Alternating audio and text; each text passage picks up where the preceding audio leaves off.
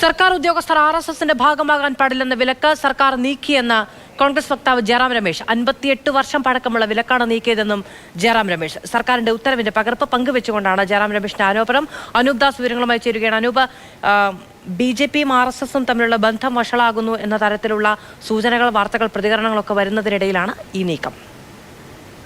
അതെ, നേരത്തെ RSSന്റെ പ്രവർത്തനങ്ങളിൽ സർക്കാർ ഉദ്യോഗസ്ഥർ പങ്കെടുക്കുന്നത് അപകടകരമായ കാര്യമാണ് എന്ന് കണ്ടെത്തിയിട്ടാണ് 1966 സർക്കാർ ഉദ്യോഗസ്ഥർ, കേന്ദ്ര സർക്കാർ ഉദ്യോഗസ്ഥർ RSSന്റെ പ്രവർത്തനങ്ങളിൽ നിന്ന് വിട്ടുനിൽക്കണം, അതിനൊരു നിരോധനം ഏർപ്പെടുത്തിയത്. അതിപ്പോൾ എടുത്തു മാറ്റുന്ന ഘട്ടമെന്ന് പറയുന്നത് ലോക്സഭാ തെരഞ്ഞെടുപ്പിന് ശേഷം പല തവണയായി RS പ്രധാനമന്ത്രി നരേന്ദ്രമോദിയെയും BJPയെയും പരോക്ഷമായി വിമർശിക്കുന്ന ഘട്ടത്തിൽ കൂടിയാണ് എന്നത് വളരെ പ്രധാനപ്പെട്ടതാണ്.